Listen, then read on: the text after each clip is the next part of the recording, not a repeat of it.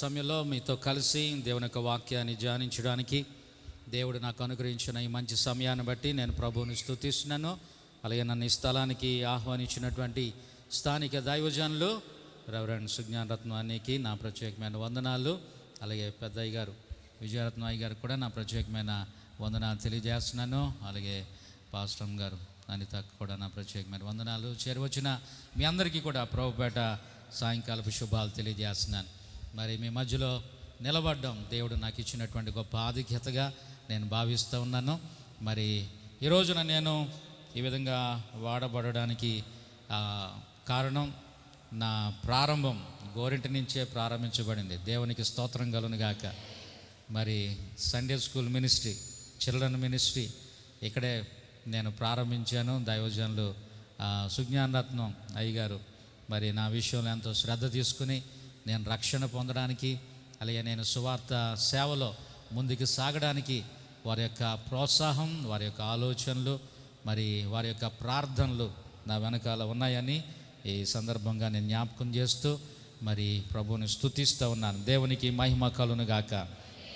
కొద్ది నిమిషాలు దేవుని యొక్క వాక్యాన్ని మనం ధ్యానం చేసుకుందాం. కీర్తన గ్రంథంలో నుంచి మాటలు మనం చదువుకుందాం. కీర్తన గ్రంథము 36వ కీర్తన 8, 9, 10 వచనాలు నేను చదువుతున్నాను. కీర్తనల గ్రంథము 36వ కీర్తన 8, 9, 10 వచనాలు అందరూ కలిసి మనం చదువుకుందాం. బైబిల్ తెరిచి కీర్తనల గ్రంథము 36వ కీర్తన 8, 9, 10 వచనాలు. నీ మందిరం యొక్క సమృద్ధి వలన వారు సంతృప్తి నొందుచున్నారు. నీ ఆనంద ప్రవాహములోనిది నీవు వారికి త్రాగించుచున్నావు. నీ యొద్ద జీవపు ఊట కలదు. నీ వెలుగును పొందియే మేము వెలుగు చూచుచున్నాము.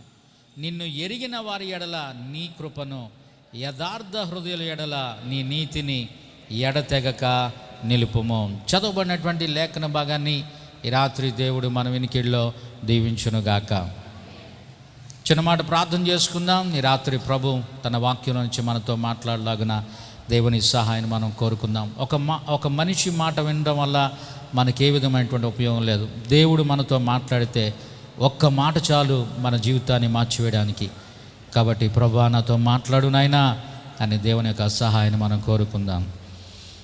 నీవు పలికితే నాకు మేలయా, నీవు పలికితే నాకు మేలయా, నీ దర్శనమే నాకు చాలయా, నీ దర్శనమే నాకు చాలయా. నాతో మాట్లాడు ప్రభువా, నీవే మాట్లాడుమయ్యా. నాతో మాట్లాడు ప్రభువా, నీవే మాట్లాడుమయ్యా. ప్రేమ కలిగిన తండ్రి, మాట్లాడే దైవమా నీకు వందనాలు. ఈ రాత్రి నీ మాటల కొరకు మేము ఎదురు చూస్తున్నాం నాయన. నీ వాక్యాన్ని మేము చదువుకున్నాం. నీ వాక్యాన్ని ధ్యానిస్తుంటుండగా ప్రభువా నీవే మాతో మాట్లాడమని ప్రార్థిస్తున్నాం నాయన. నీ మాటలో జీవం ఉంది, నీ మాటలో స్వస్థత ఉంది, నీ మాటలో మాకు మార్గము తెలియజేయబడుతుంది నాయన.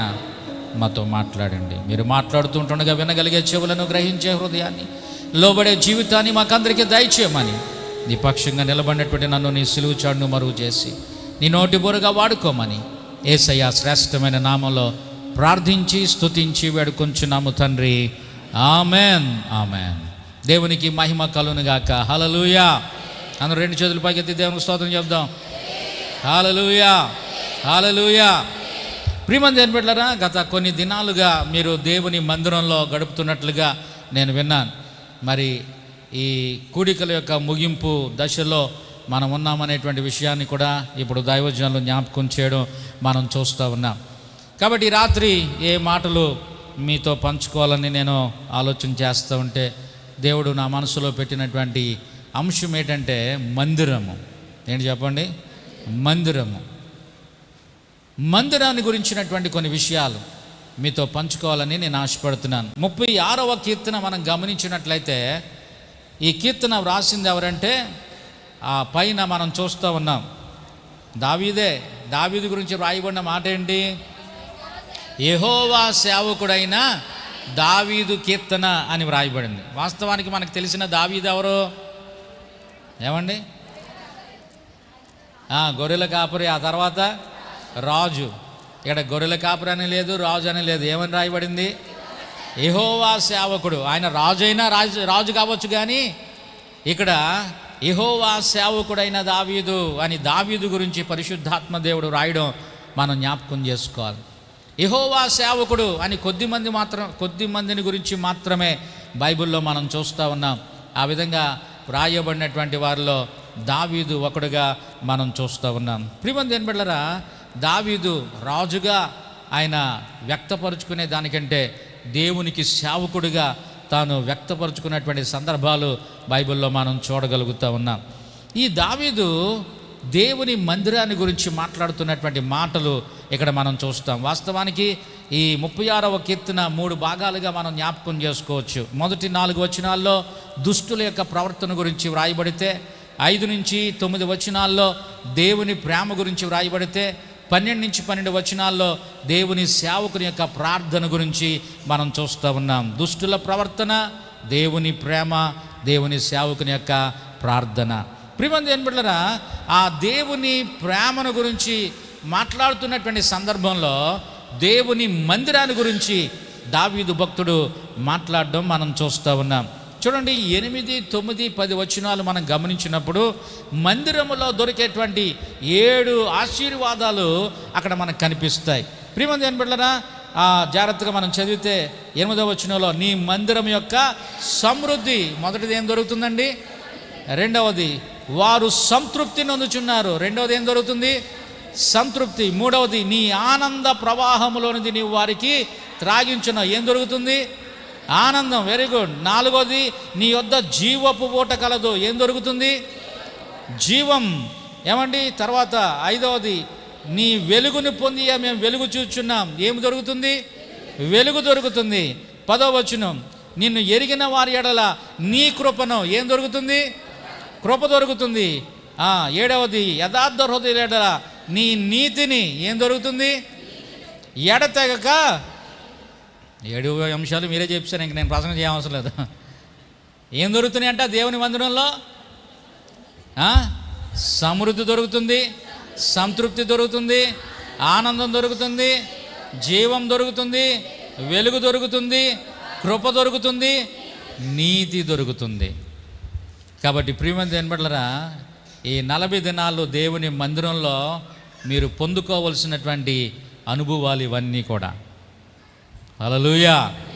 సమృద్ధి, ఆర్థిక సమృద్ధి, ఆరోగ్య సమృద్ధి. ఏమండి? ఇంకా మీకేం కావాలో అన్ని విషయాల్లో కూడా సమృద్ధి ఎక్కడ దొరుకుతుందంటే దేవుని మందిరంలోనే దొరుకుతుంది అనేటువంటి విషయాన్ని మనం జ్ఞాపకం చేసుకోవాలి. కాబట్టి ప్రియమైన బిడ్డలారా, ఈ విషయాలకి నిలయమైనటువంటి దేవుని మందిరాన్ని గురించినటువంటి కొన్ని ప్రాముఖ్యమైన విషయాలు ఈ రాత్రి నేను మీకు జ్ఞాపకం చేయాలని ఆశపడుతున్నాను.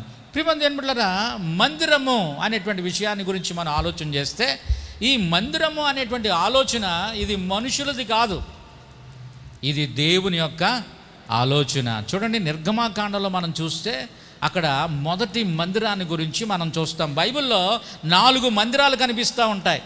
మొదటి మందిరము గురించినటువంటి మాటలు నిర్గమాకాండం 25వ అధ్యాయం 9వ వచనంలో మనం చూస్తే దేవుడు మోషేతో మాట్లాడుతున్నటువంటి మాట అక్కడ కనిపిస్తూ ఉంది. నేను నీకు కనుపరుచు విధముగా మందిరం యొక్క ఆ రూపమును, దాని ఉపకరణములన్నిటి రూపమును నిర్మింపవలెను. దేవునికి స్తోత్రం కలుగును గాక. ఎవరు మాట్లాడుతున్నారు ఇక్కడ? దేవుడు మాట్లాడుతున్నాడు. ఎవరితో మాట్లాడుతున్నాడు? మోషేతో మాట్లాడుతున్నాడు. దేని గురించి మాట్లాడుతున్నాడు? నీవు మందిరాన్ని నిర్మించాలి అని మాట్లాడుతున్నాడు. ఇది మోషేకు వచ్చిన ఆలోచన, ఇశ్రాయేలుకు వచ్చినటువంటి ఆలోచన, ఇది దేవుని యొక్క ఆలోచన. మందిరం అనేది దేవుని యొక్క ఆలోచన. అంతేకాదు, ఆలోచన మాత్రమే కాదు. ఏమండి, మందిరాన్ని ఎటువంటి విధంగా నిర్మించాలో కూడా ఒక నమూనా ఇచ్చాడు దేవుడు. ఏమంటున్నాడు ఇక్కడ? ఆ రూపమును దాని ఉపకరణములంటి రూపమును నేను నీకు కనుపరుచు విధముగా. అంటే దాని మోడల్ కూడా ఎవరిచ్చారు? దేవుడు ఇచ్చాడు. మందిరం అనేటువంటి కాన్సెప్ట్ ఎవరిది? దేవుడిదే. మందిరములో ఉండవలసినటువంటి వస్తువుల గురించి కూడా దేవుడు మాట్లాడాడు. ఏ వస్తువులు ఉండాలి, ఆ వస్తువులు ఎక్కడ ఉండాలి, అది కూడా దేవుడు మోషేతో మాట్లాడినట్లుగా మనం చూస్తూ ఉన్నాం. కాబట్టి మందిరం అనేది దేవుని యొక్క తలంపుల్లో నుంచి వచ్చినటువంటి కార్యం అని మనం జ్ఞాపకం చేసుకోవాలి. అంతేకాదు దాని పర్పస్ ఏంటో కూడా చెప్పాడు. ఏ ఉద్దేశంతో మందిరం నిర్మించాలని మోషేకి చెప్పాడో ఆయన చెప్తున్నాడు 8వ వచనంలో చూడండి. నేను వారిలో నివసించున్నట్లు వారు నాకు పరిశుద్ధ స్థలమును. దేనికోసమంట మందిరం? నేను వారిలో నివసించున్నట్లు. అంటే మందిరము ద్వారా దేవుడు మనతో నివసించడానికి ఆయన ఇష్టపడుతున్నాడు. దేవునికి స్తోత్రం కలుగును గాక. కాబట్టి మన గ్రామంలో మందిరం ఉందంటే అది దేవుడు మనకిచ్చినటువంటి గొప్ప ఆశీర్వాదం అని మనం జ్ఞాపకం చేసుకో. గ్రామంలో మందిరం ఉండడం కాదు, మందిరంలో మనం ఉండడం అంటే అది ఇంకా గొప్ప ఆశీర్వాదం. దేవునికి స్తోత్రం కలుగును గాక. కోరావు కుమారులు అంటారు 84వ కీర్తనలో, నీ మందిరమునందు నివసించువారు ధన్యులు. మందిరం మన ఊర్లో ఉండడం కాదు, మందిరంలో మనం ఉండడం గొప్ప ఆశీర్వాదం. హల్లెలూయా. ప్రియమైన దేవుని బిడ్డలారా, ఈ విషయాలు మనం ఎప్పుడైనా ఆలోచన చేశామా? నేను వారిలో నివసించినట్లు వారు పరిశుద్ధ స్థలం లేదా మందిరాన్ని నిర్మించాలి. కాబట్టి మందిరం అనగా అది దేవుని నివాసము అనేటువంటి విషయాన్ని మనం జ్ఞాపకం చేసుకోవాలి. మందిరంలో ఎప్పుడు దేవుడు నివసిస్తాడు? మనం లేకుండా ఆయన నివసించడు. ఎక్కడ 2-3 నా నామమున కూడి ఉంటారో వారి మధ్యన నేను ఉంటానని చెప్పాడు. కాబట్టి మనం అందరం దేవుని మందిరంలో కలిసి ఉన్నప్పుడే ఆ దేవుని సన్నిధి మన జీవితాల్లో మనం అనుభవించగలుగుతామని మనం జ్ఞాపకం చేసుకోవాలి. ఆ రోజున మోషే ద్వారా నిర్మించబడిన మందిరానికే ప్రత్యక్షపు గుడారం అని పేరు. దేవునికి స్తోత్రం. మోషే ప్రత్యక్షపు గుడారాన్ని 9 నెలల కాలంలో నిర్మించినట్లుగా మనం చూడగలుగుతూ ఉన్నాం. ప్రియమైన దేవుని బిడ్డలారా, మందిరం పూర్తయిపోయింది. 40వ అధ్యాయం దగ్గరికి వచ్చేటప్పటికి మందిరము పూర్తయిపోయింది. మందిరాన్ని ప్రతిష్ఠిస్తున్నటువంటి సందర్భం 40వ అధ్యాయంలో 34-35 వచనాల్లో మనం చూడగలుగుతాం. చూడండి, ఆ మందిరాన్ని ప్రతిష్ఠించే సందర్భంలో జరిగినటువంటి కార్యం. అప్పుడు మేఘము ప్రత్యక్షపు గుడారమును కమ్మగా యెహోవా తేజస్సు మందిరమును నింపెను. ఆ మేఘము మందిరం మీద నిలుచుట చేత మందిరము యెహోవా తేజస్సుతో నిండెను గనుక మోషే ప్రత్యక్షపు గుడారములోనికి వెళ్ళలేకుండెను. ఏమండి, మందిరం పూర్తి అయిపోయిన తర్వాత చూడండి 33వ వచనంలో మనం చూస్తూ ఉన్నాం. అలాగున మోషే పని సంపూర్తి. దేవుడు ఏమైతే కనుపరిచాడో దాని ప్రకారంగా దేవుడు మోషే మందిరాన్ని నిర్మించి ఆ పనిని సంపూర్తి చేశాడు. సంపూర్తి అయిన తర్వాత జరిగే కార్యక్రమం ఏంటి? ప్రతిష్ఠా కార్యక్రమం. ఆ కార్యక్రమం జరుగుతున్నప్పుడు మేఘము లేదండి తేజస్సు మందిరాన్ని నింపిందంట. దేవునికి స్తోత్రం. ప్రియమైన దేవుని బిడ్డలారా, దేవుని మందిరములో దేవుని మహిమ, దేవుని మేఘం, దేవుని తేజస్సు ఉంటుందని మనం జ్ఞాపకం చేసుకోవాలి. అప్పటి వరకు అక్కడ పనిచేసినటువంటి మోషేయే ఆ మేఘం ఎప్పుడైతే మందిరాన్ని నింపిందో మందిరము లోపలికి వెళ్ళలేకపోతున్నాడంట.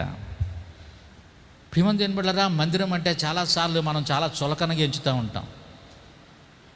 ఏదో ఒక విజిట్ చేసి వచ్చేద్దామన్నట్టుగా వచ్చేస్తూ ఉంటారు చాలామంది. ఏదో లెఫ్ట్ రైట్ కొట్టుకుంటూ వచ్చేస్తూ ఉంటారు. ఏదో ఈరోజు వెళ్ళాలి కాబట్టి ఒకసారి పాస్టర్ గారికి ముఖం చూపించేస్తే సరిపోద్ది అన్నట్టుగా వచ్చేస్తూ ఉంటారు కొంతమంది.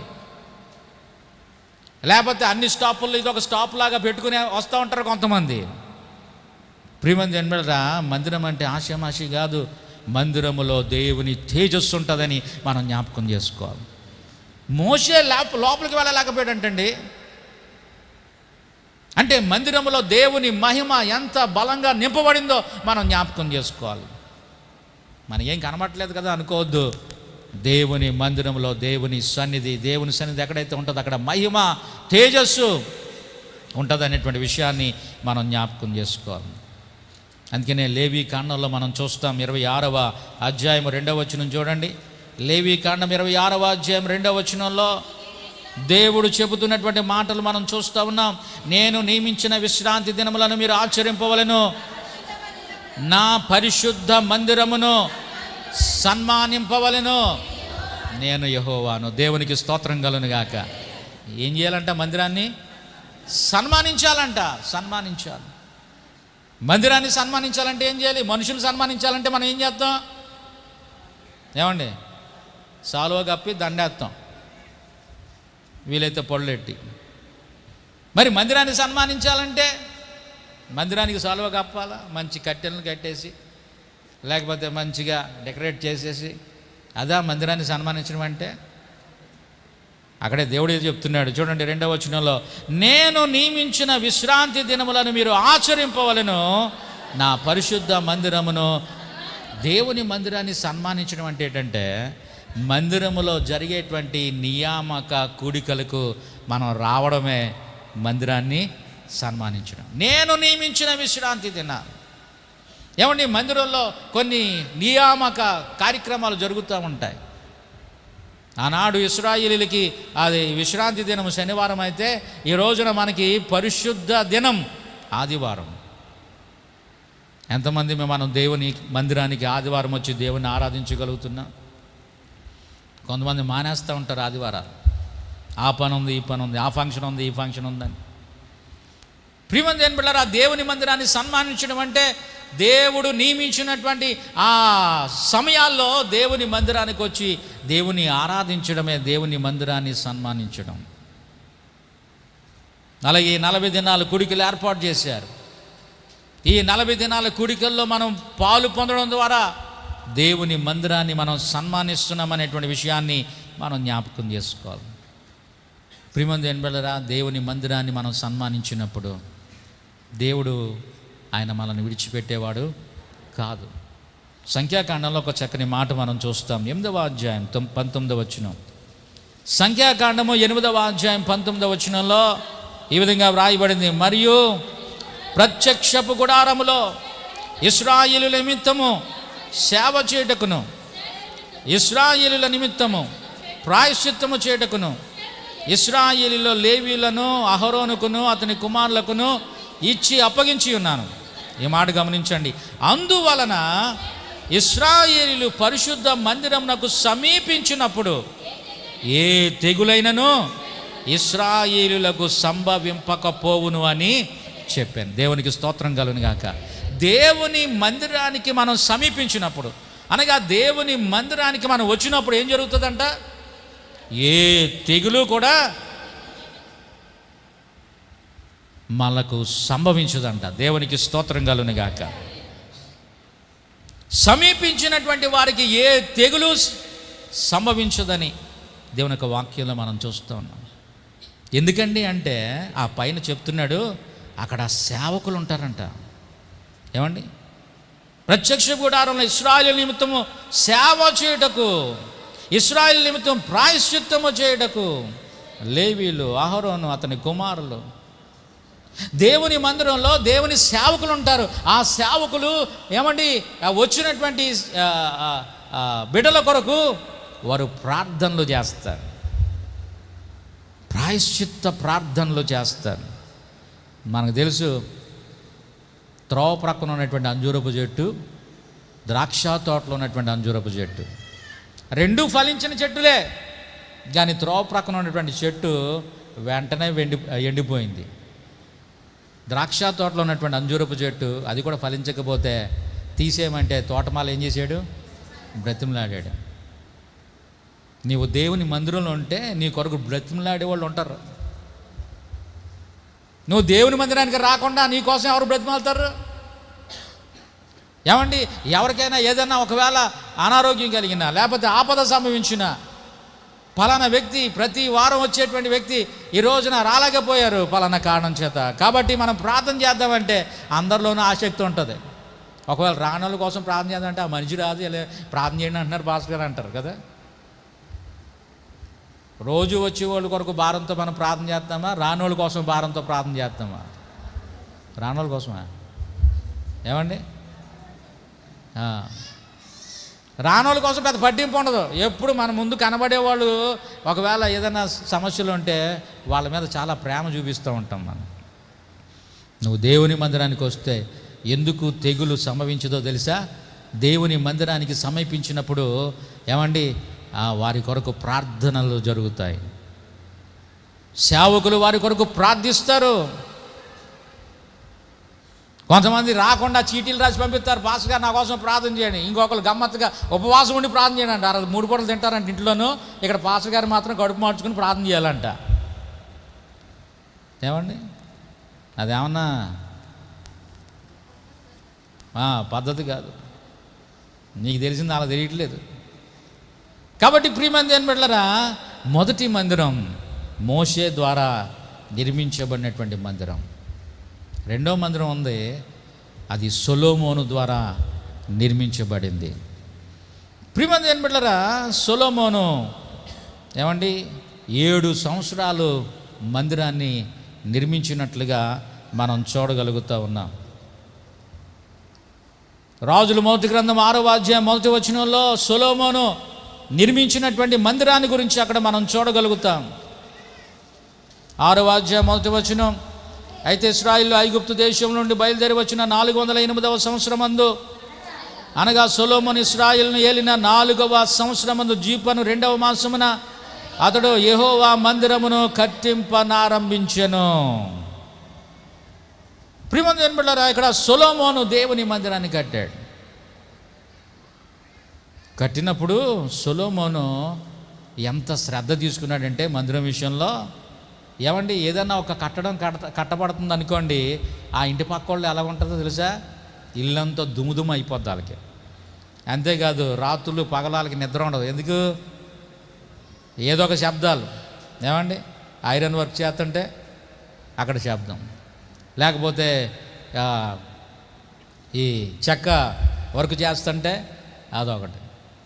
కానీ సొలొమోను మందిరం కట్టినప్పుడు అసలు కడుతున్న శబ్దమే వినబడలేదంట. చూడండి, అద్భుతమైనటువంటి మాట 7వ వచనంలో మనం చూస్తాం.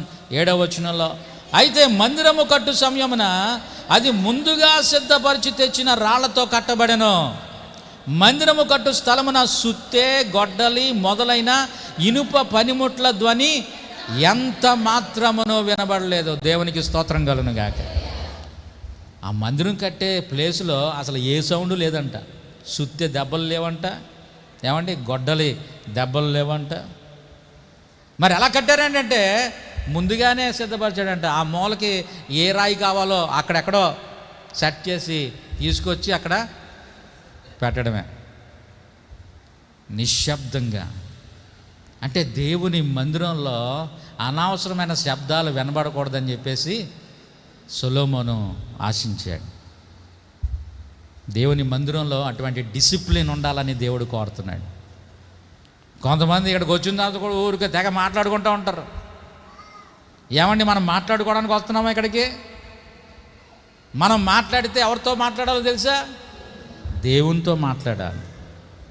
కొంతమంది చుట్టాలను కలుసుకోవడానికి వస్తూ ఉంటారు ఇక్కడికి. అంటే అందరూ ఒక ఊరోళ్ళు కాబట్టి ఇబ్బంది లేదనుకోండి. సిటీల్లో దూర హైదరాబాద్ లాంటి ప్రాంతాల్లో ఎక్కడెక్కడో ఉంటారు జనాలు. వాళ్ళందరూ కలుసుకునేది ఎప్పుడంటే ఆదివారం గుడిలో. అందుకని రాగానే అక్క బాగున్నావా, అనియా బాగున్నావా, అక్కడ చెప్పే మాటలు వినరు.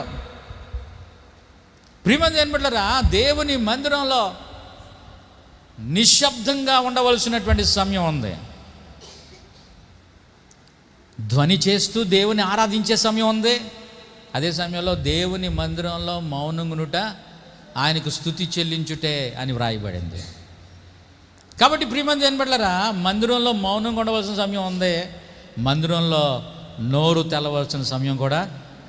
మనోళ్ళు నోరు తెరవలసిన సమయంలో నోరు తెరవరు. ఏమంటే పాటలు పాడే సమయంలో ఏం చేయాలి? కొంతమంది అలా మౌనంగా ఉంటారు అంతే. చప్పట్లు కొట్టాలి. సర్వజనులారా చప్పట్లు కొట్టుడని వ్రాయబడింది. ఆయన సన్నిధిలో నదులు చప్పట్లు కొట్టినని వ్రాయబడింది. అప్పుడు మనం చప్పట్ల ధ్వని చేయాలి. అప్పుడు మన కంఠస్వరాన్ని వినిపింపజేయాలి. ఇలాగా వాక్యం చెప్పబడుతున్నప్పుడు మౌనంగా ఆయన స్వరాన్ని మనం వినాలి. దేవునికి స్తోత్రం కలుగును గాక. ఏమండి, సొలొమోను కడుతున్నటువంటి ఆ మందిరంలో ఏ ధ్వని కూడా వినబడలేదంట. 8వ అధ్యాయం 10-11 వచనాలు మనం చూస్తే సొలొమోను కట్టినటువంటి మందిరం కూడా పూర్తయింది. మందిరం పూర్తయిన తర్వాత అక్కడ కూడా ప్రతిష్ఠిత కార్యక్రమం జరిగింది. అక్కడ ఏం జరిగిందో చూడండి. 8వ అధ్యాయము 10-11 వచనాల్లో ఈ విధంగా వ్రాయబడింది. యాజకులు పరిశుద్ధ స్థలం నుండి బయటికి వచ్చినప్పుడు మేఘము యెహోవా మందిరమును నింపెను.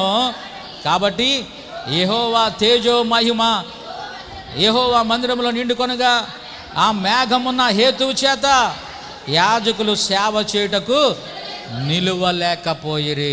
దేవునికి స్తోత్రం కలుగును గాక. అక్కడ మోషే ప్రత్యక్ష గుడారాన్ని ప్రతిష్ఠించినప్పుడు ఎటువంటి అనుభవాన్ని పొందుకున్నాడో, సొలొమోను మందిరాన్ని కట్టినప్పుడు ఆ ప్రతిష్ఠిత సందర్భంలో కూడా అదే అనుభవాన్ని, ఏమంటే యాజకులు సైతం మందిరములో ప్రవేశించలేకపోయినట్లుగా మనం చూస్తూ ఉన్నాం. కాబట్టి ఈ విషయాలు చదువుతున్నప్పుడు మనం అర్థం చేసుకోవాల్సిన విషయం ఏంటంటే, దేవుని మందిరంలో దేవుని మహిమ ఉంటుంది. నువ్వు ఎలా పడితే అలా వచ్చేస్తే కుదరదు. అందుకనే నీవు యెహోవా మందిరమునకు పోవునప్పుడు నీ ప్రవర్తన జాగ్రత్తగా చూసుకో. అక్కడ వారికి చుట్టకాల్చి వచ్చేసి ఆ గుమ్మం దగ్గర పెట్టేసి వచ్చేసి లోపలికి వచ్చేసి ప్రార్థన చేసి వాళ్ళు కొంతమంది ఉంటారు, భయం లేని వాళ్ళు. తాగేసి పండగల టైంలో వచ్చేసి ప్రార్థన చేసేవాళ్ళు. మీరు ఇక్కడ సంగతి నేను చెప్పట్లేదు. అక్కడ గొడవ పెట్టేసుకుని బూతులు మాట్లాడేసి వచ్చేసి ఇక్కడ పాటలు పాడేసేవాళ్ళు కొంతమంది ఉంటారు. జాగ్రత్త. దేవుని మందిరం అంటే ఇది దేవుని మహిమతో నింపబడినటువంటి స్థలమని మనం జ్ఞాపకం చేసుకోవాలి. హల్లెలూయా.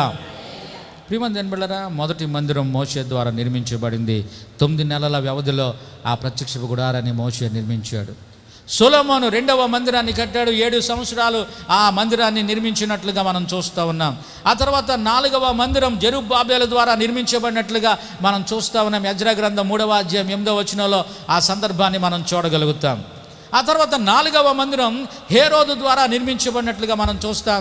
హేరోదు 46 సంవత్సరాలు ఆ మందిరాన్ని కట్టాడు. అందుకనే యేసుప్రభువారు ఈ మందిరాన్ని పడగొట్టండి, నేను 3 దినాల్లో తిరిగి లేపేస్తానంటే యూదులు అనుకుంటున్నారు. 46 సంవత్సరాలు ఈ మందిరాన్ని కట్టారు. ఈ 3 దినాలలో కట్టేస్తానంటున్నాడేటినా అని చెప్పినట్లుగా మనం చూస్తూ ఉన్నాం.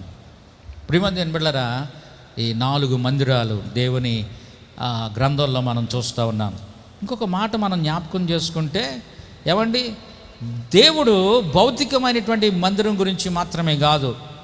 పేతురు రాసిన మొదటి పత్రిక 2వ అధ్యాయం 5వ వచనంలో ఒక చక్కని మాటను జ్ఞాపకం చేస్తూ ఉన్నాడు. పేతురు రాసిన మొదటి పత్రిక 2వ అధ్యాయం 5వ వచనం, యేసుక్రీస్తు ద్వారా దేవునికి అనుకూలములకు ఆత్మ సంబంధమైన బలులను అర్పించుటకు పరిశుద్ధ యాజకులుగా ఉండినట్లు మీరును సజీవమైన రాళ్ల వలె నుండి ఆత్మ సంబంధమైన మందిరముగా కట్టబడుచున్నారు. దేవునికి స్తోత్రం కలుగును గాక.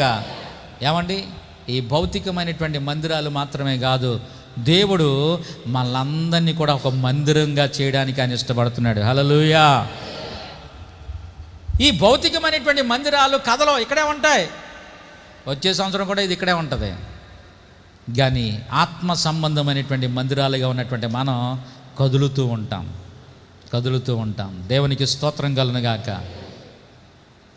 ప్రియమైన బిడ్డలారా, ఈ రోజున మందిరము ద్వారా సమృద్ధి, సంతృప్తి, ఆనందం, 7 విషయాలు మనం జ్ఞాపకం చేసుకున్నాం. మందిరానికి వచ్చి మనం ఏం పొందాలంటే సమృద్ధిని లేదా ఆశీర్వాదాన్ని, దీవెనలు మనం పొందుకోవాలి. మన జీవితాలు కూడా ఒక ఆశీర్వాదకరంగా, దీవెనకరంగా ఉండాలని దేవుడు కోరుతూ ఉన్నాడు. ఈ రాత్రి మందిరానికి వచ్చి సమృద్ధిని లేదా ఆనందాన్ని పొందుకున్నటువంటి ఒక 4 జీవితాలు మీ ముందు పెట్టాలని నేను ఆశపడుతున్నాను. చూడండి, సమూయేలు మొదటి గ్రంథం తెలిసిన విషయాలే ఒకసారి నేను జ్ఞాపకం చేస్తాను. సమూయేలు మొదటి గ్రంథం 1వ అధ్యాయం 9వ వచనాన్ని మనం చదువుకుందాం. సమూయేలు మొదటి గ్రంథం 1వ అధ్యాయం 9వ వచనం, తాను షిలోహులో అన్నపానములు పుచ్చుకున్న తర్వాత హన్నా లేచి యాజకుడైన ఏలి మందిర స్తంభము దగ్గర ఉన్న ఆసనం మీద కూర్చుని ఉండగా బహు దుఃఖాక్రాంతురాలై వచ్చి యెహోవా సన్నిధిని ప్రార్థన చేయుచు బహుగా ఏడుస్తూ ఉందంట. ఏమండి, మొదటి వ్యక్తి ఎవరంటే హన్నా. ముందు 4 మందిరాల గురించి నేను జ్ఞాపకం చేశాను. ఒకటి ఎవరు కట్టారు? మోషే. రెండవది, మూడవది ఎజ్రా, జెరుబ్బాబేలు కట్టాడు. 4వది హేరోదు కట్టాడు. ప్రియమైన బిడ్డలారా, ఇక్కడ మనం గమనించినట్లయితే ఇప్పుడు మందిరానికి వెళ్ళి దీవించబడినటువంటి వారిని మనం చూస్తున్నాం. మొదటి వ్యక్తి ఎవరంటే హన్నా. హన్నా గురించి మనకు తెలియని విషయాలు ఏమీ లేవు. ఇక్కడ హన్నాకు ఉన్నటువంటి సమస్య మనకు అందరికీ తెలుసు. ఆమెకు బిడ్డలు లేరు. పైగా బిడ్డలు లేకపోవడానికి కారణం ఏంటో తెలుసా? చూడండి, 1వ అధ్యాయము 5వ వచనం చివర 6వ వచనం ప్రారంభంలో, యెహోవా ఆమెకు సంతు లేకుండా చేసెను. యెహోవా ఆమెకు సంతు లేకుండా చేసి ఉన్న హేతువును బట్టి. ఏమండి, సంతానం లేకపోవడానికి కారణం ఏంటంట? యెహోవా అంటే దేవుడే సంతానం లేకుండా చేసాడు. ఏమండి, ఒకవేళ హన్నా స్థానంలో మనం కనుకుంటుంటే దేవుడే మనకి మేలు చేయలేదు అనుకోండి, మందిరానికి వస్తామా? చేసినా రావట్లేదు కొంతమంది. అన్నీ చేసి ఏదో ఒకటి అడుగున్నది జరగకపోతే దేవుడు ఏం చేశాడు అంటున్నారు. ఇప్పుడు చాలా స్పష్టంగా ఆమెకు అర్థమైనటువంటి విషయం ఏంటంటే సంతానం లేకపోవడానికి కారణం దేవుడే. కానీ ఆమె దేవుని మందిరాన్ని విడిచిపెట్టిందా? ఇవ్వకపోవడానికి కారణం ఆయన అయితే ఇవ్వడానికి కారణం కూడా ఆయనే అని నమ్మింది. దేవునికి స్తోత్రం కలుగును గాక. ఏమండి, ఈ మధ్యకాలంలో ఒక పాట అందరూ పాడుతుంటారు, ఏదైనా చేస్తాడు, ఇస్తాడు, ఎవడు కూడా తీస్తాడన్నారు. కాబట్టి ప్రియమైన ఏం బిడ్డలారా, ఇవ్వగలడు, అయినా తీయగలడు, ఏదైనా చేయగలడు.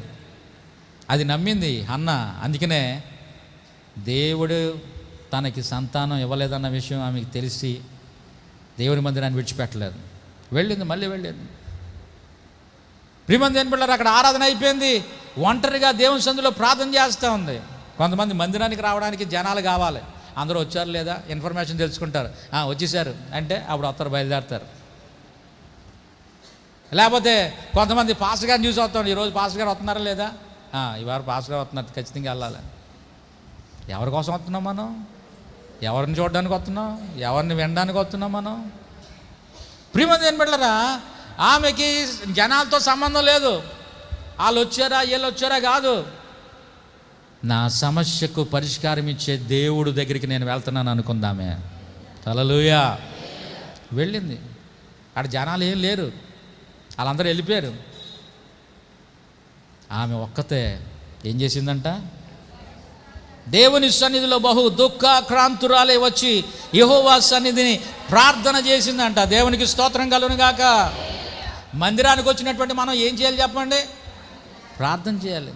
ప్రార్థనా సమయం ఏమండి ప్రకటించినప్పుడు మనం చేయవలసిన పని ఏంటంటే ప్రార్థన చేయాలి. కొంతమంది ప్రార్థనా సమయంలో ఏమన్నా దిక్కులు చూసేవాళ్ళు కొంతమంది, లేకపోతే మాట్లాడుకునేవాళ్ళు కొంతమంది. ప్రార్థన చేసే సమయంలో నువ్వు ఖచ్చితంగా నీవు నోరు తెరిచి ప్రార్థన చేయాలి. అసలు మందిరానికి వచ్చిన ప్రతిసారి ప్రార్థన చేసుకోవాలి. అసలు మందిరానికి ఉన్నటువంటి ఒక పేరేంటే తెలుసా? ప్రార్థనా మందిరం. నువ్వు ప్రార్థన చేసుకున్నా కొంతమంది చాలా చక్కగా రాగానే ప్రార్థన చేసుకుంటారు, వెళ్ళిపోయే ముందు ప్రార్థన చేసుకుంటారు, మధ్యలో ప్రార్థన చేసుకుంటారు, ప్రార్థనాపూర్వకంగా దేవుని మందిరంలో ఉంటారు. దేవునికి స్తోత్రం కలుగును గాక. ఆమె ప్రార్థన చేసింది. ఎందుకంటే తన సమస్యకు పరిష్కారం దేవుడే ఇవ్వాలనుకుంది. ప్రియమైన దేవుని బిడ్డలారా, ఈ రోజున నీ సమస్యకు పరిష్కారం ఎక్కడ నువ్వు వెతుకుతున్నావు? డాక్టర్ దగ్గర, లేకపోతే ఎవరో మంత్రుల దగ్గర, అధికారుల దగ్గర? మనుషుల సహాయం వ్యర్థమనే వాక్యం చెప్తుంది. రాజులను నమ్ముకుంటే కంటే యెహోవాను ఆశ్రయించడం మేలు. రాజులకు రాజు, ప్రభులకు ప్రభు. పరమ వైద్యుడైనటువంటి దేవుని పాదాల దగ్గరికి వచ్చి ఆమె కన్నీటితో ప్రార్థన చేస్తూ ఉంది. ప్రియమైన దేవుని బిడ్డలారా, అద్భుతం. 20వ వచనం చూడండి. ఆ తర్వాత ఆమె ఇంటికి వెళ్ళిపోయింది. హన్నా గర్భము ధరించి దినములు నిండినప్పుడు ఒక కుమారుని కని, నేను యెహోవాకు మ్రొక్కుకొని వీనిని అడిగితున్నానుకొని వానికి సమూయేలను పేరు పెట్టాను. దేవునికి స్తోత్రం కలుగును గాక. హన్నా దేవుని మందిరానికి వెళ్ళి ప్రార్థన చేసుకుంది, ప్రతిఫలాన్ని పొందుకుంది. దేవునికి స్తోత్రం కలుగును గాక. లేకపోతే తన సమస్యకు పరిష్కారాన్ని పొందుకుంది. హన్నాకున్నటువంటి సమస్య గర్భఫలం లేకపోవడం అయితే నీకు వేరే సమస్య ఉండొచ్చు. నీ సమస్య ఏదైనా పరిష్కారం దొరికే స్థలం దేవుని మందిరం అని మనం జ్ఞాపకం చేసుకోవాలి. మందిరానికి వచ్చి ప్రార్థన చేయండి, మందిరంలో ప్రార్థించండి, మందిరంలో దేవుని సేవకుల యొక్క ప్రార్థన సహాయాన్ని కోరుకోండి, సంఘం యొక్క ప్రార్థన సహాయాన్ని కోరుకోండి. ఏమండి, ఆ రోజు సంఘమంతా కలిసి పేతురు కోసం ప్రార్థించినప్పుడు ఏం జరిగింది చెప్పండి? తెల్లారితే పేతుని చంపేస్తారు, ప్రాణాలు పోతాయి. ప్రాణం పోయే పరిస్థితిలో సంఘం ప్రార్థించింది. అద్భుతం, పేతురికి విడుదల దొరికింది. ఈ రోజున నీ సమస్యకు పరిష్కారం దేవుని సన్నిధిలోనే. నువ్వు ప్రార్థించు. ప్రార్థనే మన తాళపు చెవి. ఏమండి, కొంతమంది తాళాల దగ్గర పెట్టుకుని ఎలా తీయాలో తెలియదు. తాళం మన దగ్గరే ఉంది, నువ్వు ఉపయోగించాలి. ప్రార్థించగలుగుతున్నావా దేవుని మందిరంలో? ఇన్ని దినాలు వచ్చో నువ్వు ప్రార్థన చేసుకున్నావా? నీ సమస్య గురించి దేవునితో చెప్పావా? అసలు చాలాసార్లు ఊరంతా చెప్తాం. ఏమండి, ప్రజలతో చెప్తే ప్రజలు ఏం చేస్తారు తెలుసా? హేళన చేయడం కాదు, మన సమస్యని మంచి పబ్లిసిటీ ఇస్తారు వాళ్ళు. నీకు తెలుసా వాళ్ళ ఇంట్లో ఏం జరిగిందో, ఆమెకి ఏమి జరిగిందో? అదే ప్రభువుకు చెప్పావు అనుకో, ప్రభు పరిష్కరిస్తాడు. హల్లెలూయా. ప్రజలు ఏం చేస్తారు? పబ్లిసిటీ చేస్తారు. ప్రభు ఏం చేస్తాడు? పరిష్కరిస్తాడు. కాబట్టి నీ అవసరత ఏదైనా, నీ సమస్య ఏదైనా ప్రభుతో చెప్పు. మందిరము ప్రార్థనా మందిరం. హన్నా ప్రార్థించింది, పరిష్కారాన్ని పొందుకుంది, ప్రతిఫలాన్ని పొందుకుంది. ఈ రాత్రి నీ సమస్య ఏదైనా, నీ అవసరత ఏదైనా దేవుని సన్నిధిలో ప్రార్థించు, పరిష్కారాన్ని పొందుకో, ప్రతిఫలాన్ని పొందుకో. హన్నా పొందిన ఆశీర్వాదం ప్రార్థించి ప్రతిఫలాన్ని, పరిష్కారాన్ని పొందుకుంది. దేవునికి స్తోత్రం కలుగును గాక. మరొక వ్యక్తిని నేను జ్ఞాపకం చేయాలని ఆశపడుతున్నాను. సమూయేలు మొదటి గ్రంథంలోనే చూడండి, 3వ అధ్యాయము 1వ వచనంలో ఈ విధంగా వ్రాయబడింది.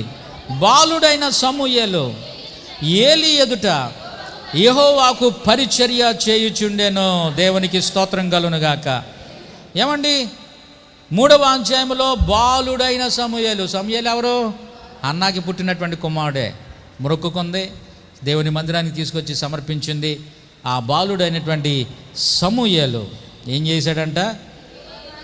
యెహోవాకు పరిచర్య చేస్తున్నాడంట. ఏలీ ఎదుట. బాలుడిగా ఉన్నప్పుడే పరిచర్య చేస్తూ ఉన్నాడు. ఏమని మన బిడ్డలు దేవుని మందిరంలో పరిచర్య చేసేవారుగా ఉండాలి. కొంతమంది అనుకుంటూ ఉంటారు, పాస్టర్ గారికి మా కుర్రోడు తప్ప ఎవరు దొరకట్లేదు, అన్ని పనులు అతనికే చెప్తున్నారు అని చెప్పేసి. ఏమండి, మనం ఏదన్నా మందిరంలో చేస్తున్నామంటే పాస్టర్ గారికి చేసినట్టు కాదు. పాస్టర్ గారి ఎదుట ఎవరికి చేస్తున్నాం?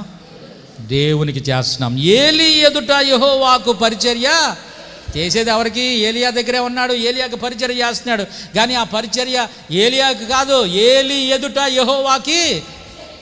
ఈరోజు దేవుని మందిరంలో నువ్వేం చేసినా ఆ దైవజనుల యొక్క సమక్షంలో దేవునికి పరిచర్య చేస్తావు అనేటువంటి విషయాన్ని నువ్వు గమనించాలి. మందిరం దేనికోసం అంటే పరిచర్య చేయడానికి ఒక వేదిక.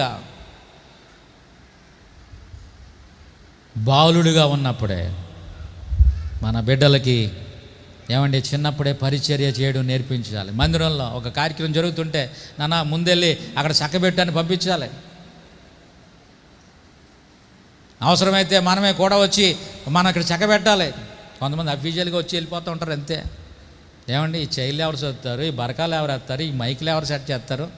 కొంతమందికి కేటాయించేస్తారు ఈ పని వాళ్ళదే. మరి మిగతా వాళ్ళు ఏం చేస్తారు? మిగతా వాళ్ళు కూడా నేర్చుకోవాలి. పరిచర్య చేయడం నేర్చుకోవాలి. ఏమైనా అనేక రకాలైన పరిచర్యలు ఉన్నాయి దేవుని మందిరంలో. నువ్వు దేవుని మందిరంలో ఎటువంటి పరిచర్య చేస్తున్నావు? ఏ పరిచర్య చేస్తున్నావు? ఒకవేళ ముందొచ్చి చెక్క పెట్టడానికి అవకాశం లేకపోతే అయిపోయిన తర్వాత నువ్వు చెక్క పెట్టవచ్చు. బాలుడిగా ఉన్నప్పుడు సమూయేలు ఏలి ఎదుట యెహోవాకి పరిచర్య చేశాడు. ఏమండి, దేవుని మందిరంలో ఎవరైతే పరిచర్య చేస్తారో, లేకపోతే దేవునికి ఎవరైతే పరిచర్య చేస్తారో దేవుడు వారిని విడిచిపెట్టేటువంటి వాడు కాదు. 3వ అధ్యాయం చివరికి వచ్చేటప్పటికి ఈ సమూయేలు గురించి వ్రాయబడినటువంటి మాట మనం చూస్తాం. 19వ వచనం. మొదటి వచనంలో సమూయేలు ఎలా ఉన్నాడు? 19వ వచనంలో ఎలా ఉన్నాడు? పెద్దవాడయ్యాడు. పెద్దవాడైన తర్వాత సమూయేలు గురించి వ్రాయబడినటువంటి మాట చూడండి. యెహోవా అతనికి తోడై ఉన్నందున అతని మాటల్లో ఏది తప్పిపోలేదు. కాబట్టి సమూయేలు యెహోవాకు ప్రవక్తగా స్థిరపడినని దాను మొదలుకొని బెయేర్షెబా వరకు ఇశ్రాయేలీయులందరూ తెలుసుకొనిరి. బాలుడిగా ఉన్నప్పుడు ఏం చేశాడు చెప్పండి? పరిచర్య చేశాడు. పెద్దవాడైన తర్వాత దేవుడు ఎలాగ ఆశీర్వదించాడు? ప్రవక్తగా ఆశీర్వదించాడు. దేవునికి స్తోత్రం కలుగుగాక. పరిచారకుడు ఏమైపోయాడు చెప్పండి? ప్రవక్తగా మారిపోయాడు. రాజులను అభిషేకించాడు. ఇశ్రాయేలీయులకు న్యాయాధిపతిగా వ్యవహరించాడు. ఎంత గొప్ప ఆశీర్వాదం! ప్రియమైన దేవుని బిడ్డలారా, యవనస్తులారా, దేవుని మందిరంలో పరిచర్య చేయండి. వాళ్ళు ఎవరు ఇల్లు మారుతున్నారంటే బ్లడ్ ఎడేస్తూ ఉంటారు కొంతమంది.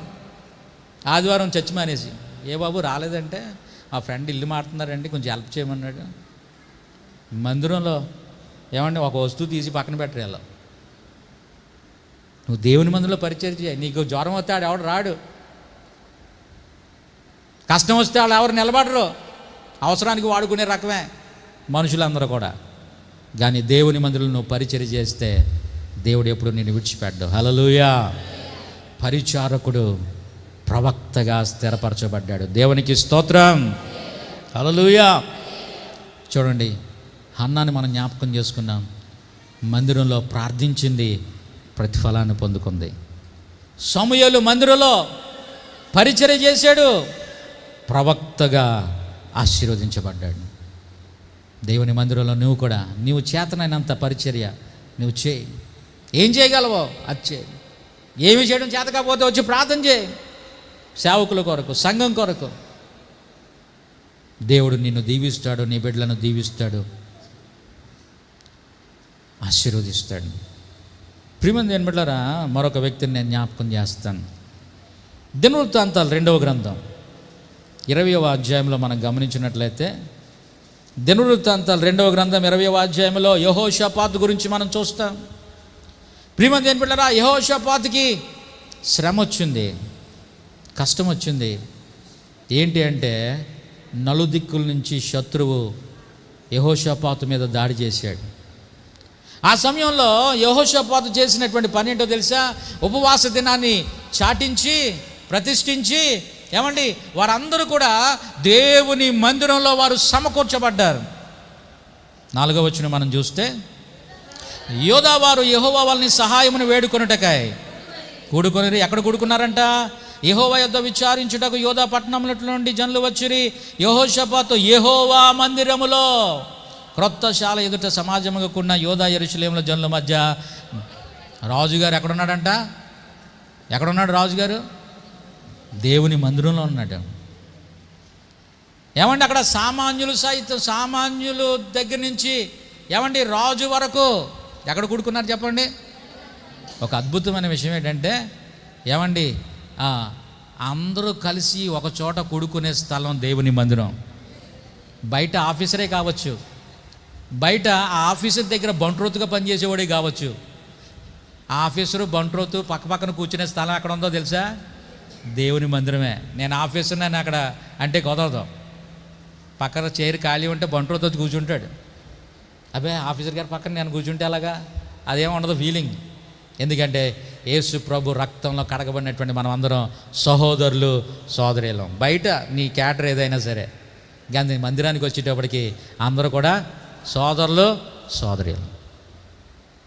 రాజుగారు కూడా మందిరానికి వచ్చాడు. అక్కడ సామాన్యమైన ప్రజలు కూడా మందిరంలో కూడుకున్నారు. ఎందుకంటే వాళ్ళకి శ్రమ వచ్చింది. ఆ శ్రమలో సహాయం కోసం దేవుని వేడుకోవడానికి వారు మందిరంలో కూడుకున్నారు. అద్భుతం. వారు యుద్ధం చేయకుండానే దేవుడు అద్భుతమైనటువంటి విజయాన్ని ఇచ్చినట్లుగా మనం చూడగలుగుతూ ఉన్నాం. చూడండి 27వ వచనం మనం చూస్తే, ఈ విషయాలన్నీ వివరించడానికి సమయం లేదు కానీ 27వ వచనంలో మనం చూస్తాం, ఇలాగున యెహోవా వారి శత్రువుల మీద వారికి జయము అనుగ్రహించి వారిని సంతోషపరిచెను. దేవునికి స్తోత్రం కలుగును గాక. ఇందాక 36వ కీర్తన జ్ఞాపకం చేసుకునే మందిరంలో ఏముందంట? ఆనందం, సంతోషం. యెహోషాపాతుకి శ్రమ వచ్చింది, హన్నాకి ప్రారంభంలో కన్నీళ్ళు ఉన్నాయి. ఏమండి, ఆ తర్వాత వచ్చేటప్పటికి సంతోషం. ఇక్కడ శ్రమ. దేవుని మందిరానికి వచ్చి వారందరూ కలిసి ప్రార్థించారు, సహాయము కోరారు దేవుణ్ణి. దేవుడు శత్రువుల మీద, ఏమంటే చక్కని మాట రాయబడింది, యెహోవా వారి శత్రువుల మీద వారికి జయము అనుగ్రహించి వారిని సంతోషపరిచెను. దేవునికి స్తోత్రం కలుగును గాక.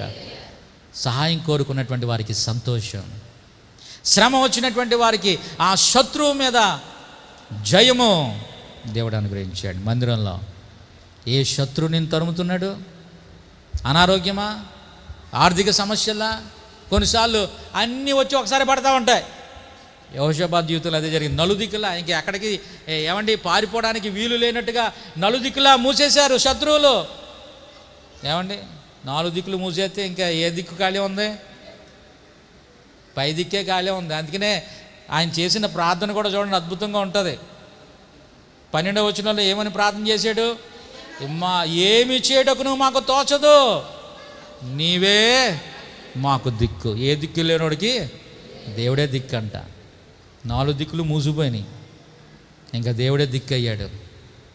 ప్రియమంది ఎనబడరా, శ్రమలో సహాయాన్ని కోరుకున్నప్పుడు శత్రువు మీద విజయాన్ని ఇచ్చి వారికి సంతోషాన్ని దేవుడిచ్చాడు. ఎక్కడ?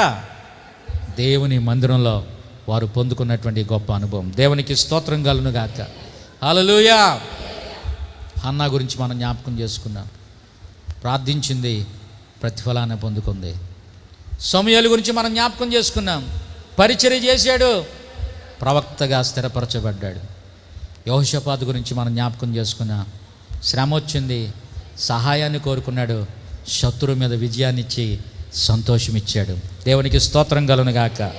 మరొక సందర్భం చూద్దాం. చూడండి, దినవృత్తాంతాలు 2వ గ్రంథం 29వ అధ్యాయం. 29వ అధ్యాయం. ఏమండి, ఇక్కడ మనం గమనించినట్లయితే హిజ్కియా గురించి మనం చూస్తూ ఉన్నాం. హిజ్కియా, ప్రియమంది ఎనబిడ్డలారా, హిజ్కియా రాజు అయిన తర్వాత ఆయన చేసినటువంటి మొదటి పని ఏంటో తెలుసా? ఏమండి, ఉచిత విద్యుత్ మీద సంతకం పెట్టలేదు, రైతు భరోసా మీద సంతకం పెట్టలేదు, లేకపోతే ఇంకో దాని మీద సంతకం పెట్టలేదు. ఆయన పెట్టిన మొదటి సంతకం ఏంటో తెలుసా? చూడండి ఒకసారి 3వ వచనం. అతడు తన ఏలుబడి యందు మొదటి సంవత్సరమున మొదటి నెలను యెహోవా మందిరపు తలుపులను తెరచి, ఏమండి, తలుపులు తెరిచాడంటే దాని అర్థం ఏంటి? మూసేసి ఉన్నాయి. బాగు చేశాడంటే దాని అర్థం ఏంటి? పాడైపోయి ఉంది. ఎవరు చెప్తున్నారు? ప్రియమంది ఎనబడ్లరా, అంటే హిజ్కియా రాజయ్యే సమయానికి మందిరం యొక్క పరిస్థితి ఏమీ బాగోలేదు. దాని కనీసం తలుపులు తెచ్చి దీపం పెట్టేవాడు లేడంట. అంతకుముందు పరిపాలన చేసిన రాజు అంత దుర్మార్గుడిగా వ్యవహరించాడు. మందిరాన్ని పట్టించుకోలేదు, దేవుని పట్టించుకోలేదు. హిజ్కియా ఒక స్టేట్మెంట్ ఇస్తాడు, చూడండి ఒకసారి. 6వ వచనంలో, మన పితరులు ద్రోహులై మన దేవుడైన యెహోవా దృష్టికి చెడు నడతలు నడిచి ఆయనను విసర్జించి ఆయన నివాసమునకు పెడముఖము పెట్టుకున్నారు. దేవుని మందిరం అంటే ఏం చెప్పుకున్నాం మనం? దేవుని నివాసం. నేను వారిలో నివసించున్నట్లు అన్నాడు కదా. దేవుని మందిరం అంటే దేవుడి నివాసం. కాబట్టి దేవుని నివాసానికి తమ పితరులు ఏం చేశారంట? పేడముఖం పెట్టుకున్నారంట. అంటే అందరూ వీపులు చూపించారు, ముఖాలు ఎవరు చూపించలేదు. దానిని అలక్ష్యం చేశారంట. ప్రియమంది ఎనబడ్లరా, కొంతమంది కూడా ఈ దినాల్లో అలా అలక్ష్యం చేసేవాళ్ళు ఉన్నారు, పెడముఖం పెట్టుకునే వాళ్ళు ఉంటారు, మందిరం ముఖం చూడని వాళ్ళు ఉన్నారు. ఏం జరిగిందో తెలుసా? 8వ వచనంలో అంటున్నాడు, అందుచేత యెహోవా యూదా వారి మీద యెరూషలేము కాపురస్తుల మీద కోపించి మీరు కన్నులా చూచినట్లుగా వారిని ఆయన భీతికి, విస్మయమునకు, నిందకు ఆస్పదముగా చేశాను. కాబట్టి మన తండ్రులు కత్తి చేత పడిరి, మన కుమారులు కుమార్తెలు బారిలో చెరలోనికి అలక్ష్యము చేసిన కారణాన్ని బట్టి కత్తివాత పడ్డారంట, చెరలోనికి పోయారంట. ఏమండి? భీతి, విస్మయము, నింద.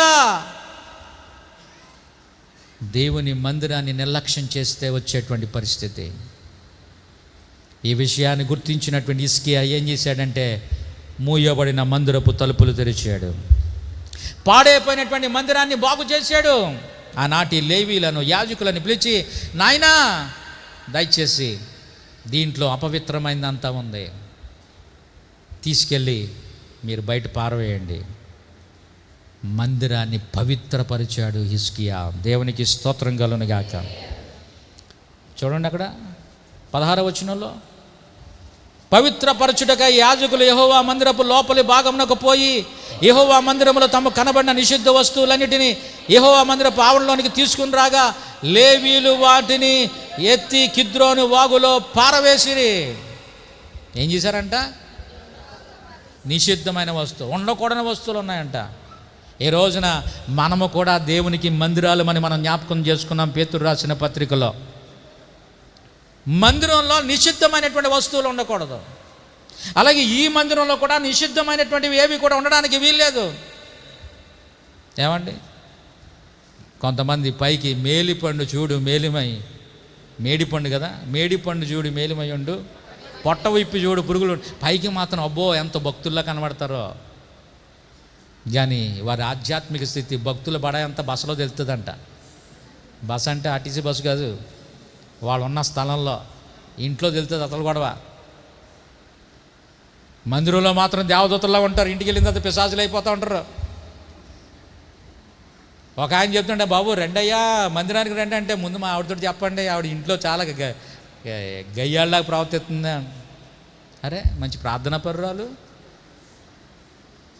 ప్రియమంది ఏం బిడ్డలారా, నిషిద్ధమైనవి కోపం, ద్వేషం, లేకపోతే అసూయ, ఏమండి త్రాగుడు, జోదం, వ్యభిచారం, జారత్వం, ఇవన్నీ కూడా నిషిద్ధమైనటువంటి వస్తువులు ఉన్నాయా ఈ మందిరంలో?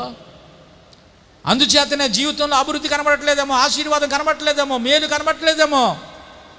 ఆ రోజున మందిరంలో ఉండకూడనటువంటి విషయాల నుంచి వారు మందిరాన్ని అలక్ష్యం చేసిన కారణాన్ని బట్టి భీతికి, నిందకు, విస్మయానికి దేవుడు వారిని గురి చేసినట్లుగా మనం చూస్తాం. చెరలోనికి కొనిపోబడ్డారు. మరణకరమైనటువంటి పరిస్థితులు వారి జీవితంలో ఏర్పడ్డాయి. ప్రియమంది ఏం బిడ్డలారా, ఈ రోజున ఈ మందిరం సజీవమైనటువంటి ఈ మందిరాల్లో అటువంటివి ఏమన్నా ఉన్నాయా? ఈ దినాల్లో వాటిని తీసి పారేసుకుందాం, పవిత్రపరచుకుందాం మందిరాన్ని. హిజ్కియా చేసినటువంటి మొదటి పని అదే. తను రాజు అయిన తర్వాత, ఈ రోజున నీ మందిరం ఎలా ఉంది? మా మందిరం చాలా డెకరేటివ్గా ఉందండి. ఓకే, ఈ మందిరం బాగానే ఉంది. అసలు నీ మందిరం ఎలా ఉంది? లోపల ఎలా ఉంది? ప్రియమంది ఏం బిడ్డలారా, మంచి మంచి ఏమండి తెల్ల వస్త్రాలు లేకపోతే కాషాయ వస్త్రాలు వేసుకుంటే అది కాదు, లోపల అసలు హృదయం ఎలా ఉంది మనం పరిశీలన చేసుకోవాలి. ప్రియమంది ఏం బిడ్డలారా, 29వ అధ్యాయంలో మందిరాన్ని పవిత్రపరిచాడండి హిజ్కియా. 30వ అధ్యాయం మనం గమనిస్తే చూడండి, 30వ అధ్యాయంలో పండగ చేశాడంట దేవునికి. హిజ్కియా ఇశ్రాయేలు దేవుడైన యెహోవాకు పస్కా పండుగ ఆచరించుటకై యెరూషలేములోనున్న యెహోవా మందిరమునకు రావాల్సినదని ఇశ్రాయేలులకందరికీ, యోధా వారికి అందరికీ వర్తమానములను, ఎఫ్రాయిమీలకును, మనష్షే వారికి పత్రికలను 29వ అధ్యాయం మందిరాన్ని పవిత్రపరిచే కార్యక్రమం చేశాడు. 30వ అధ్యాయంలో పవిత్రపరచబడినటువంటి మందిరంలో పండగ చేసుకున్నాడు. దేవునికి స్తోత్రం కలుగును గాక. ఇక 31వ అధ్యాయం మనం గమనించినట్లయితే చూడండి, 31వ అధ్యాయంలో 5వ వచనంలో అంటాడు, ఆజ్ఞ వెల్లడితోడనే ఇశ్రాయేలీయులు ప్రథమ ఫలములైన ధాన్య, ద్రాక్ష రసములను, నూనెను, తేనెను, సస్య ఫలములను విస్తారముగా తీసుకుని వచ్చిరి. సమస్తమైన వాటిలో నుండి 10వ వంతులను విస్తారముగా ఏం చేశారంట? ప్రథమ ఫలాలు తీసుకొచ్చారంట. 10వ వంతులు తీసుకొచ్చారంట విస్తారంగా. ఈ రోజున దేవుని మందిరానికి ప్రథమ ఫలాలు తీసుకొస్తున్నావా నువ్వు? ప్రియమంది ఏం బిడ్డలారా, మొదటిది దేవునిది. రాత్రి మా మందిరంలో ఒక ఆయన కోడిగుడ్లు తీసుకొచ్చాడు. ఈ మొట్టమొదట మా కోడిపేట పెట్టిందండి అని చెప్పి చాలా సంతోషం అనిపించింది. ఏమండి, ప్రథమ ఫలం మొక్కలు వేసుకున్నప్పుడు నాకు ఇంటికి వెళ్తే మా చెట్టుకి కాయన వంకాయలండి అని చెప్పేసి ఒక సేవకుడు ఇచ్చారు. ప్రియమంది దానివల్ల కొంతమంది వచ్చినట్టు తినేస్తుంటారు. కొంతమంది మొదటిది ఎక్కడికి రావాలి చెప్పండి? దేవుని మందిరంలోనికి రావాలి. దేవునికి స్తోత్రం కలుగును గాక. అయ్యే కాదు, మన బిడ్డల్లో కూడా ప్రథమ సంతానం దేవునికి ఇవ్వాలి. మా తల్లిదండ్రులు మొదటి సంతానం నేను కడుపులో ఉండగానే దేవునికి మొక్కేసుకున్నారంట. మొట్టమొదటి పుట్టిన బిడ్డ ఎవరైనా సరే నీ సేవకి ఇచ్చేస్తామని. ఏమండి, దేవునికి సమర్పించారు. దేవుడు వదిలిపెట్టేశాడా? వెనకాల 7గురిని ఇచ్చాడు మా తల్లిదండ్రులకి. దేవునికి స్తోత్రం కలుగును గాక. హన్నా కూడా మొదటి సంతానం దేవునికి ఇచ్చింది. దేవుడు వదిలిపెట్టేలేదు. మళ్ళీ దేవుడు ఆశీర్వదించినట్లుగా మనం చూస్తూ ఉన్నాం. కాబట్టి ప్రియమంది అని బిడ్డలారా, ప్రథమ ఫలం. అలాగే 10వ వంతు అంటే దశమ భాగం దేవునికి ఇవ్వాలి. నీ రాబడిలో 10వ వంతు దేవునికి ఇవ్వగలుగుతున్నావా? నీ కష్టాజీతంలో, నీ సమయంలో? ప్రియమంది అని బిడ్డలారా, మీరు ఇవ్వండి. మలాకీ గ్రంథం అంటాడు, ఇచ్చి నన్ను శోధించండి, ఆకాశపు వాకిట్లను విప్పి పట్టజాలంత విస్తారమైన దీవెనలు కుమ్మరిస్తాను. కొంతమంది అంటారు 10వ వంతు అంటారు, పాత నిబంధన అండి. కొత్త నిబంధనలో ప్రభు ఇంకా చెప్పిన విషయం ఏంటి తెలుసా? నీవు వర్ధిల్లిన కొలది నువ్వు 10వ వంతు కాదు, 20 వంతులు ఇవ్వాలి, 30 వంతులు ఇవ్వాలి. అది కొత్త నిబంధన. కనీసం 10వ వంతు. పరిచయాలతో ప్రభు మాట్లాడుతూ అంటాడు, 10వ వంతు ఇవన్నీ ఇస్తున్నాం అంటే వాటిని మానక వీటిని చేయండి అంటాడు. అంటే అబ్బాయి అది పాత నిబంధన, అది మానేసేయండి అనలేదు ప్రభు కూడా.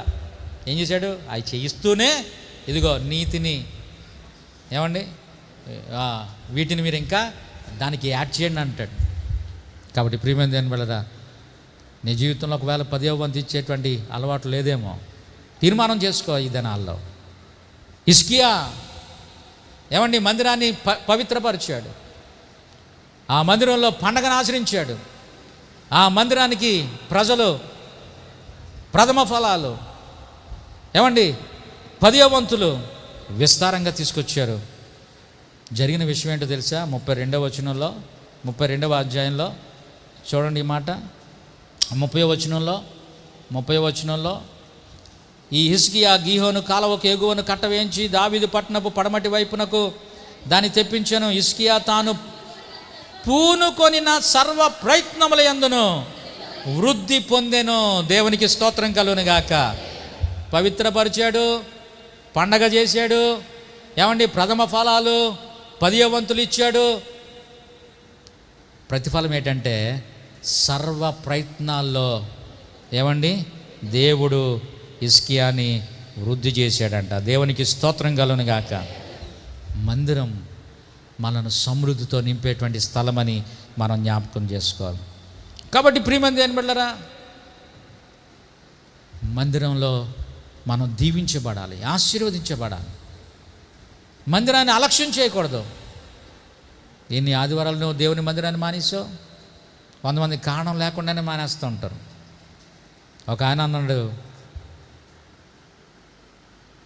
నేను మంచం మీద నుంచి లేవలేకపోతే తప్ప నేను మందిరాన్ని మానను అని తీర్మానం చేసుకున్నాడు.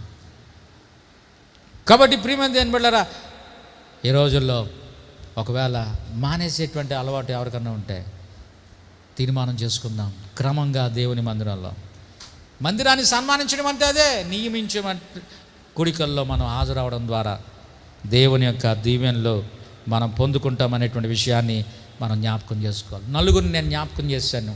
వారు మందిరానికి వచ్చారు, మందిరం ద్వారా వారు దీవించబడ్డారు. ఒకటి, హన్నా మందిరానికి వచ్చి ప్రార్థించింది, ప్రతిఫలంగా కుమారుని పొందుకుంది. రెండవది, సమూయేలు బాలుడిగా ఉన్నప్పుడు పరిచర్య చేశాడు, పెద్ద అయిన తర్వాత ప్రవక్తగా దేవుడు ఆశీర్వదించాడు. మూడవది, యెహోషాపాతు శ్రమలో ఏమండి శత్రువులు దాడి చేసినప్పుడు సహాయం కోరి మందిరానికి వచ్చాడు. శత్రువుల మీద విజయం ఇవ్వడం మాత్రమే కాదు, సంతోషంతో నింపాడు. 4వది హిజ్కియా, ఆయన కూడా రాజే. ప్రియమంది ఏం పిల్లరా, మూయబడిన మందిరపు తలుపులు తెరిచి పాడైపోయినటువంటి మందిరాన్ని బాగు చేసి పవిత్రపరిచాడు, పండగ చేశాడు. ప్రథమ ఫలాలు ఏమండి 10వ వంతులు దేవుని మందిరానికి వచ్చేటట్లుగా ప్రజలను ప్రేరేపించాడు.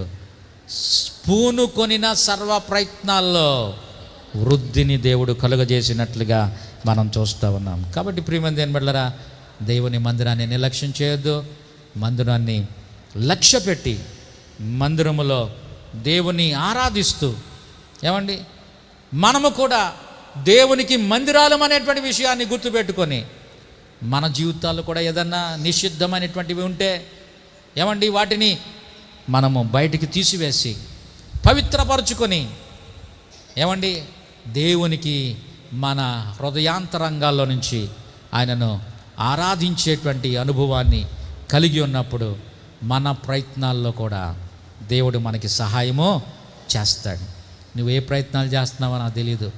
ఉద్యోగం కోసం ప్రయత్నం చేస్తున్నావేమో, లేకపోతే వివాహం కోసం ప్రయత్నం చేస్తున్నావేమో, కాలేజీలో మంచి సీటు కోసం ప్రయత్నం చేస్తున్నావేమో, లేకపోతే ఒక ఏమండి గృహం నిర్మించుకోవడానికి నువ్వు ప్రయత్నం చేస్తున్నావేమో. దేనికోసం నువ్వు ప్రయత్నం చేస్తున్నావో నాకు తెలియదు. కానీ హిజ్కియా తాను పూనుకొనిన సర్వ ప్రయత్నముల యందును వృద్ధిని దేవుడు కలుగజేశాడు. ఈ రోజున దేవుని మందిరంలో ఉన్నటువంటి మనందరి జీవితాల్లో కూడా అటువంటి గొప్ప ఆశీర్వాదాన్ని దేవుడు ఇవ్వాలని ఆశిస్తూ ఉంటుండగా మనము కూడా దేవుని మందిరాన్ని సన్మానించి దేవుని మందిరంలో మనము ఒక క్రమాన్ని ఏమండి నియమాన్ని మనం పాటిస్తూ పరిచర్య చేస్తూ ప్రార్థిస్తూ దేవుని మందిరంలో మనం ఉన్నప్పుడు దేవుని ఆశీర్వాదాలను మనం పొందుకుంటాం. అటువంటి కృప పరిశుద్ధాత్మ దేవుడు ఈ రాత్రి ఈ మాటలు వింటున్న మనందరి జీవితాల్లో అనుగ్రహించునుగాక. Amen, amen.